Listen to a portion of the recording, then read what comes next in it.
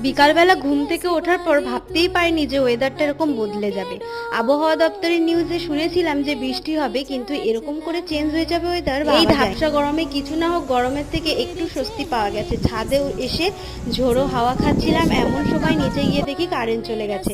Current যাওয়ার আগে ভাগ্যিস মোটরে জলটা ভরে রেখেছিলাম, তাই আর সমস্যা হয়নি।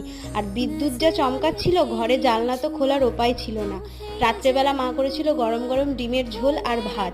খেয়ে ওষুধও খেয়ে নিলাম, খেলাম 1 কাপ দুধ। বেশি দুধ খেতে পারি না, কারণ আমার দুধে প্রবলেম আছে, খুব কাশি হয়। তারপরে ঘরটা ঝাড়ু দিয়েছিলাম, কারণ উপরে এসে দেখলাম এত পরিমাণ ধুলো যে ঝাড়ু না দিয়ে আর শোয়াও যাবে না, চলাফেরাও করা যাবে না। ভেবেছিলাম কাল ঝড় বৃষ্টি হয়েছে, একটু হয়তো গরমটা কমবে, কিন্তু শেষে দেখলাম আলটিমেটলি ও মা, গরম তো কমার নাম নেই, উল্টে যা গরম ছিল তার থেকে বেশি গরম পড়েছে। এখন ছাদের দরজাটা দিয়েই রাখতে হচ্ছে, কারণ প্রচণ্ড হাওয়া বইছে, সেই কারণে এখন এসেছি জামা কাপড় তুলে নিয়ে যাওয়ার জন্য।